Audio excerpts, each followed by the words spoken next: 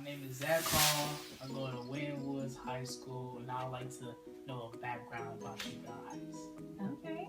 Okay, so you want to know a little bit about us? Okay. I'm Springfield Township resident. Been working in education. Oh, my name is Katrina Ruggless. I'm sorry, I should have started there.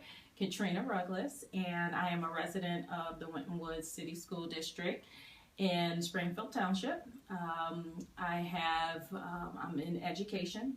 I work at Cincinnati State, so I've been in education for over 20 years, working from preschool all the way to college.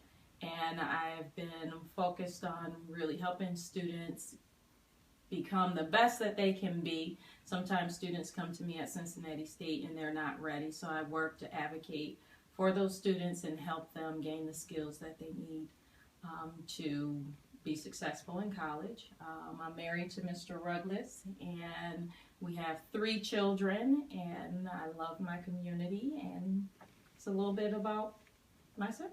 Interesting.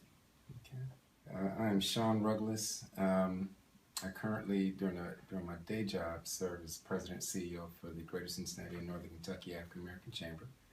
Been there for about 8 years now. Been a resident of Springfield Township for 15, 17 years, somewhere around there. Years. And been actively involved, volunteer for different committees and commissions to kind of stay involved with how our money is spent in Springfield Township. I'm also a volunteer, work with the youth. So I've been a soccer coach for Star Soccer Club for the past 15 years. And this is my first year, I think, first 2 months, and I haven't had a dedicated team. And I volunteer for Winton Woods School District. Provided a couple of speeches for graduating seniors and a couple of other things. So, we believe philosophically that if you live in a community that you should find ways to get back to it. So that's us. I'd like to ask you, why did you run for the school board? I'll go first. When our daughter was in the high school, she graduated in 2012 from Winton Woods City School District. She was in the top 16 scholars, superintendent scholars, but while she was in school there, I saw that there were great opportunities for students, but I was a little concerned that I saw that some students were not moving or progressing the way to their fullest potential. And so because I am community oriented, I decided to give back. I worked with the high school building leadership team. I'm on the superintendent's student achievement committee, and just really tried to figure out how do we bring partnerships into the district to help with some of the shortfalls of cuts that were happening at the state, and just really wanted to figure out how to support the schools. And so I noticed that there was a gap in parent involvement, parent engagement, community engagement, really understanding each other. And there seemed to be a gap of getting our community involved as one, all stakeholders. And because that's what I do, I value relationships. I wanted to bring that aspect to our community. And since I've already kind of done some work in the community, I figured now that our community is aware of some of our challenges, and they're eager to help, to be able to have a voice on the board that would be willing to listen and find and bring those partnerships to life, and to help the school district. That's one of the reasons why I decided to run, because I want to be able to bridge that gap within the community. Those who use the district, do not use the district, those who are empty nesters, they have someone who is interested and respect all stakeholders who are investing in our district. Excellent. Why me? I decided to run because I have a very strong value for education. I believe that the stronger the education, the more options that our young people have. And so Our daughter was a graduate of Winton Woods. Our son was also in Winton Woods. And our district is extremely diverse. And so when our district's not performing well, that means that all the children aren't getting all the things that they possibly can to open up more options for themselves in life. And I believe that, again, as education unlocks the opportunities, I believe that if I have something to give or a skill set to offer to make it better for all students and strengthen our community, then I will give it. So I have a strong philosophy for the power of education. I have a lot of experience in terms of, regional boards and working with big budgets, those type of things. So I have a skill set and a talent that I think I can lend to improve the outcomes of the district and make sure that every student like yourself gets the best possible education and can go on and do whatever you envision doing. Sounds really good. It really does. Really does. So, talk is good. Mm-hmm. It's very good. Well, what are your plans for the Winwood District? Start. Yeah, you can start. Well, I think the first piece is to recognize that Winton Woods used to graduate scholars.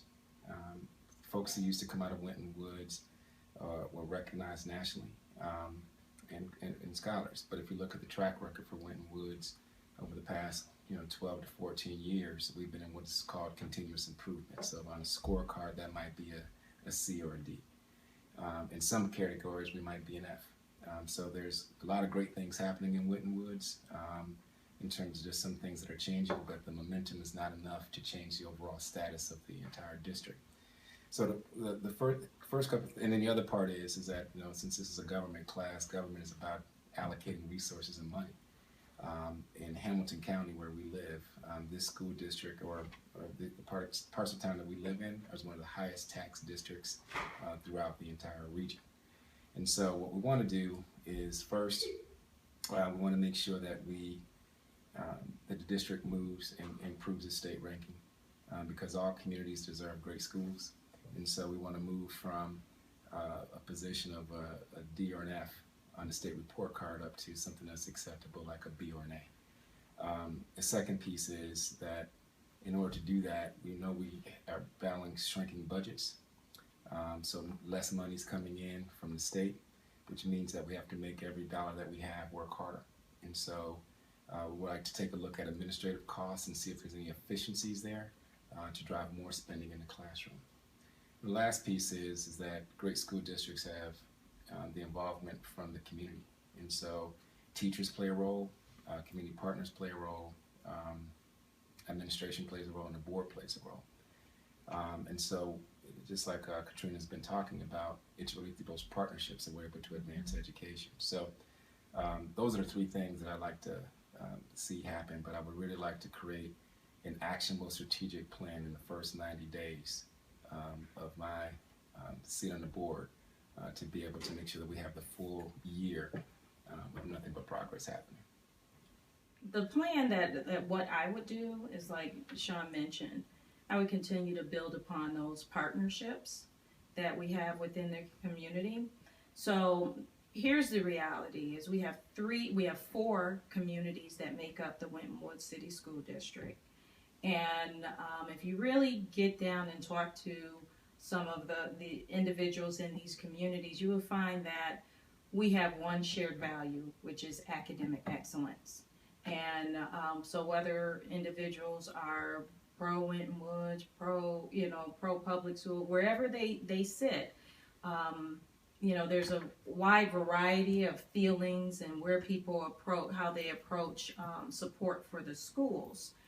But at the end of the day, we have one shared value. So how do we capitalize on that one shared value? How do we bring people together to support our schools and ultimately our students? So one of the things that I would really champion, like Sean said, is a strategic plan. But the strategic plan would really have to focus on how are we going to communicate? How are we going to let the community know what our goals are and what we're working towards? Because oftentimes, if you don't know what we're working towards, if you're a community member and you don't know what we're working towards, you leave to chance that people are just going to talk and they're not going to support when it is time for operating levies or when it's time for school buildings. So we have to start to repair some of the relationships that are within our community, such that when it's time that we need support for our students, the relationship and the trust is already there, so we can really start talking about how do we bring individuals on to support the initiatives of the district to help us move towards excellence. Yes, that sounds very good. Right. So my next question is, so when you do win for school board, positive thoughts. Very good. Very good. Since our school district is doing bad, and 9 out of 10 times in order to fix something, you have to start off with something new. What are your plans for like the principals and the superintendents? I'll start off with that.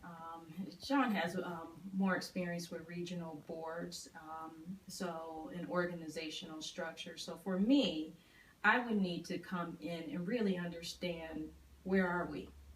What are we doing? What are the goals? What's the mission? What are we working towards? So I can find out where my skill set can support what's already in place, as well as usher in new ideas or challenge some things that may be working against progress. But one of the things that I'm very, very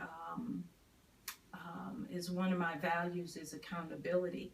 If we have no accountability for the things that we're doing, if I am responsible for making sure that you are being educated but nobody's monitoring the success along the way, that's not a good thing. So I would like to understand how are we accountable to the success of our students, to the goals of the community, to the mission of Winton Woods. And I'd like to talk to not only the principals, the teachers, and the superintendents. I want to just make sure that there's open communication and there's transparency, and we set the stage for, once a strategic plan is set, to help them all buy into where we're going with the strategic plan and be accountable to the success of reaching those goals. Yeah, I think that for me, it's, there's a lot of good moving pieces that are happening in Winton Woods, and there may be a lot of activity that aren't getting the outcomes yet. And so when you step into a leadership position, the first thing to do is exactly what Katrina's talked about, which is let's understand where we are. Let's understand at least the goals of the things that were put in place before. And then we have to measure whether or not they were effective or not. And the things that are working, we need to keep.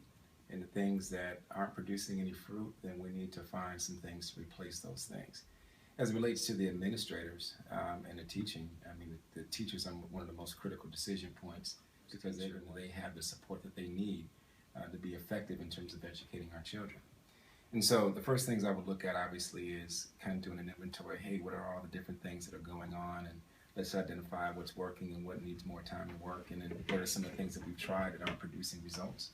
Second piece is, okay, when we think about our delivery in terms of teachers and everyone else, do they have the capabilities? Do they have the backgrounds? And also, do they have the resources to be effective to make sure Zach gets what he needs?